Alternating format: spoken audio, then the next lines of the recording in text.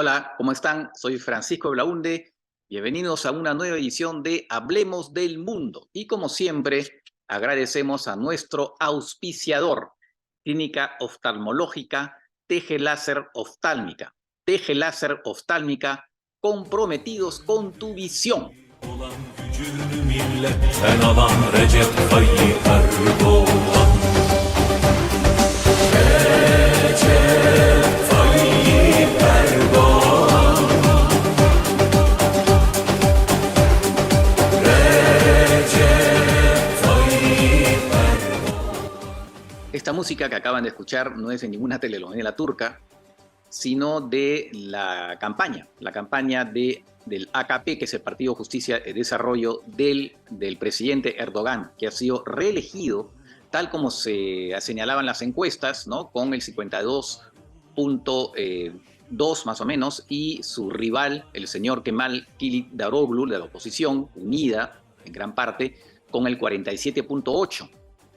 Y de esa manera Erdogan es reelegido para 5 años más, lo que significa que va a gobernar 25 años, porque él está gobernando Turquía desde el 2003, primero como primer ministro, porque en un momento dado Turquía tenía un régimen de tipo parlamentario, ¿no? quien gobernaba el primer ministro con el apoyo de una mayoría en el Parlamento, y después hizo cambiar la constitución para gobernar, para darle mayores poderes al presidente, y de esa manera se hizo elegir. Pero no solamente él ahora se ha hecho reelegir presidente, sino que hace 2 semanas obtuvo la mayoría absoluta en la Asamblea. Claro que no solo, sino con el apoyo de un partido nacionalista. Así que lo que era el gran sueño de la oposición, que era, decía, por fin vamos a poder eventualmente derrotar a Erdogan, que eso parecía una real posibilidad hace 2 semanas, un poco más de 2 semanas, cuando se realizó la primera vuelta, finalmente pues no se cumplió, ¿no? No se cumplió. Bueno, hay varios motivos, entre los cuales, por supuesto, tal vez alguna debilidad del candidato de oposición, pero también, sobre todo, porque Erdogan obviamente tiene el apoyo, ha tenido el apoyo de todos los medios de comunicación, casi que están en manos de gente allegada, ¿no? Y en base al aparato de Estado, ¿no? En las últimas semanas, por ejemplo, ha determinado repartir gratis gas a una serie de personas, ha aumentado el sueldo mínimo, también ha elevado el sueldo de los empleados públicos y en general una serie de ventajas que ha estado distribuyendo a pesar de que la economía no está bien.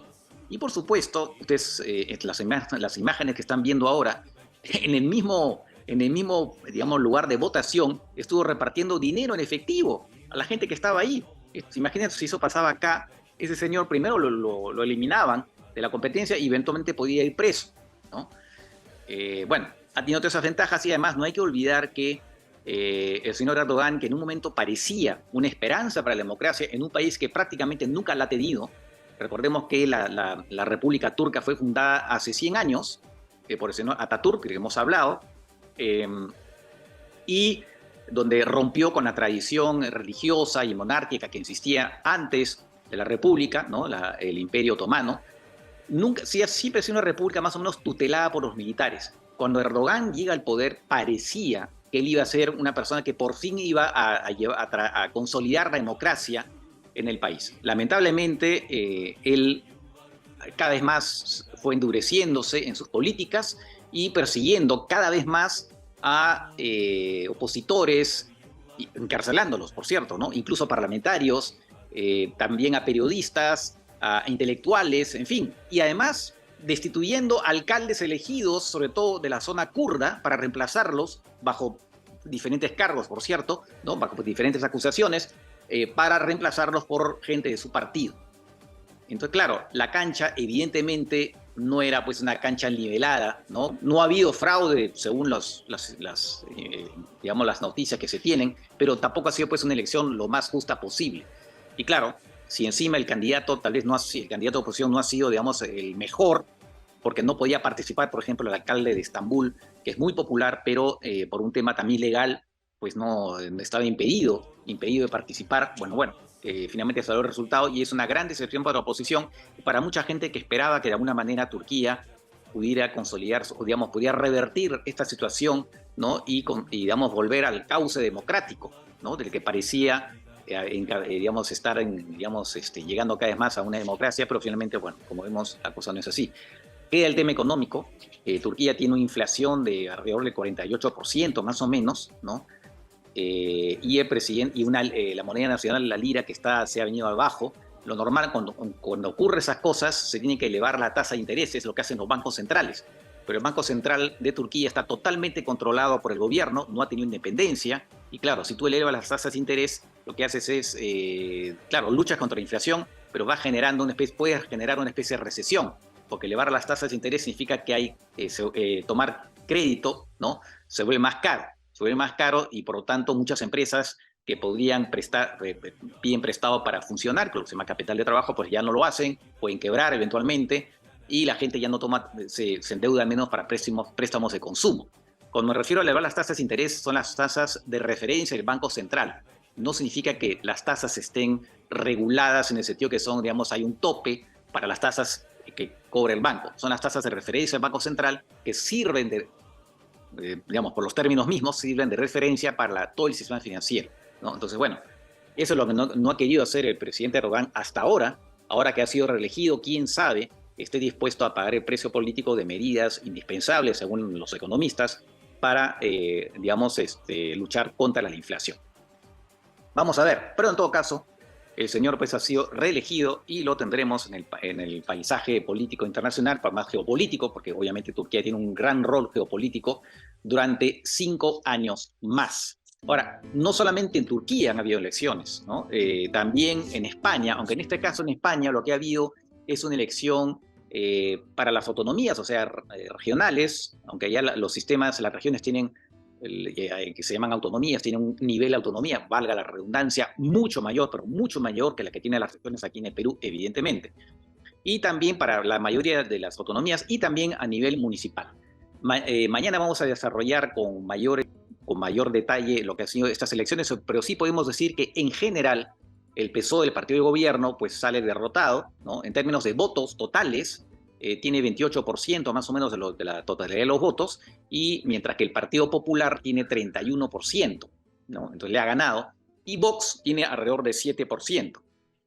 Aunque claro, Vox en general tiene ese voto, pero eso no le permite alcanzar suficientes concejales en varias ciudades, lo que quiere decir que ha quedado incluso detrás de algunos partidos regionales. Pero en todo caso, en términos de votos, es el tercer partido. Por supuesto, en Madrid ha ganado el PP, evidentemente.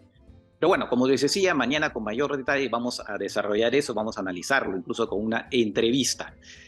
La otra noticia importante es el acuerdo alcanzado entre el presidente Joe Biden y el speaker, o sea, lo que vendría a ser el presidente de la Cámara de Representantes, republicano, el señor Kevin McCarthy, para elevar el famoso techo de la deuda.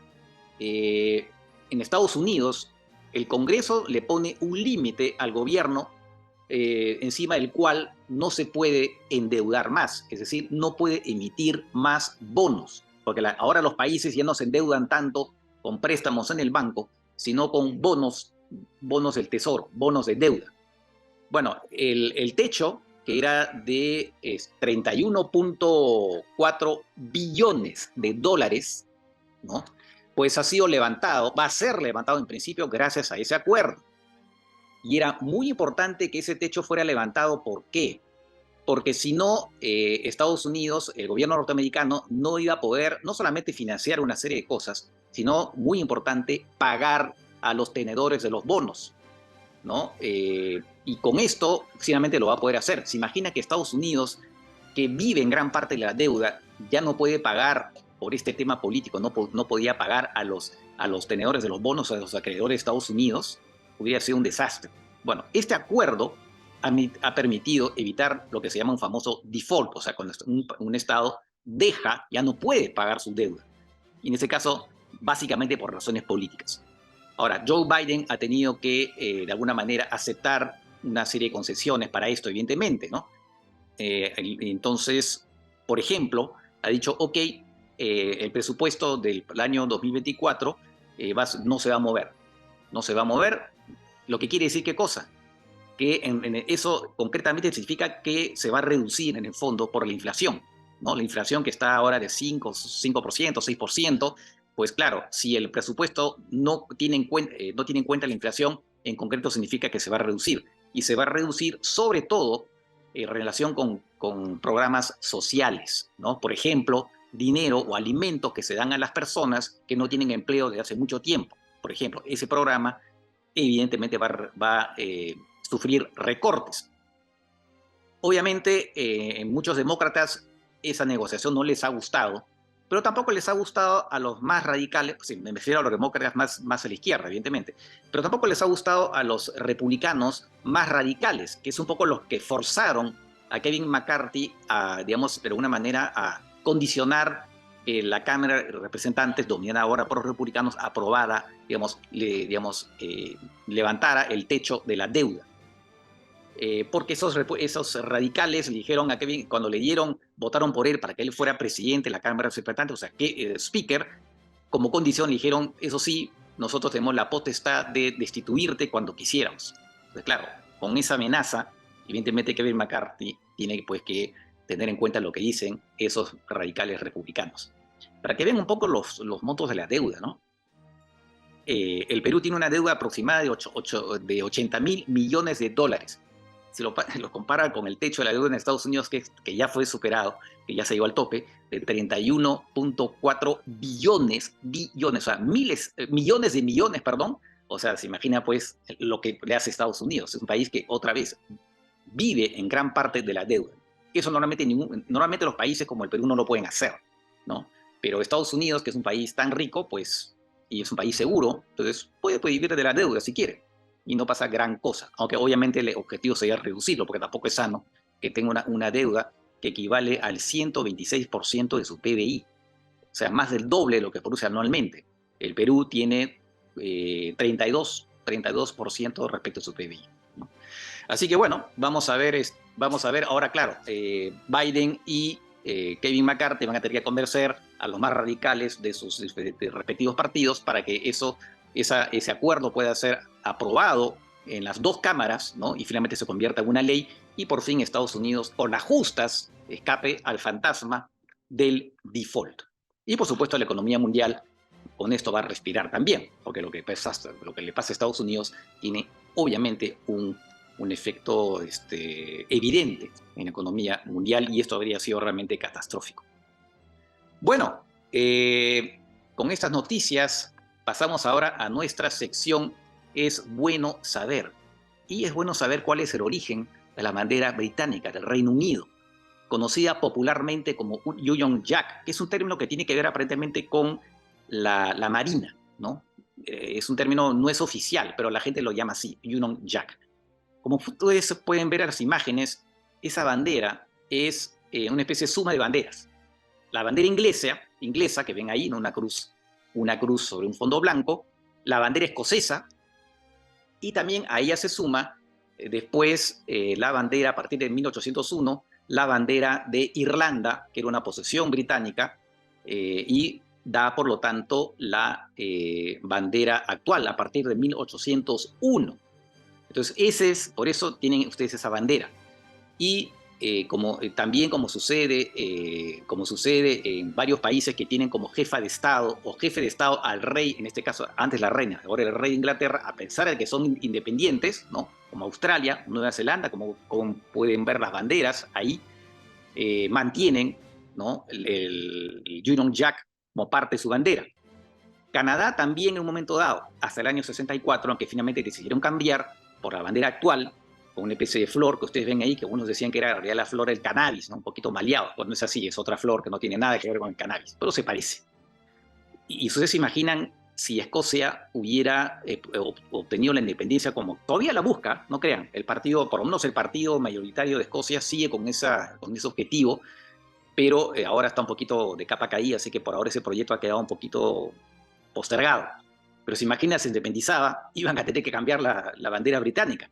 Y en Irlanda del Norte, que es el único pedazo de Irlanda que ha quedado como parte del Reino Unido, porque el resto, en el año 1923, se independizó para convertirse en la República de Irlanda. En Irlanda del Norte, hace poco han habido elecciones locales, y el Partido Católico, cuyo objetivo es que Irlanda del Norte también se incorpore a la República de Irlanda, se imaginan que siga creciendo, porque además por razones demográficas, los católicos tienen más hijos, ¿no? Y entonces al final todo indica que van a ser la mayoría de la población también en Irlanda del Norte. Entonces, eventualmente Irlanda del Norte va a pasar a ser parte de la República de Irlanda y por lo tanto el Reino Unido va a perder esa parte, entonces van a tener también que sacar lo que corresponde a la bandera de Irlanda del Norte.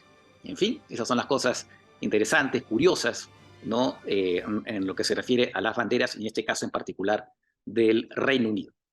Muy bien, hemos llegado al final de esta edición. Que estén bien, cuídense y nos reencontramos mañana. Chau, chau.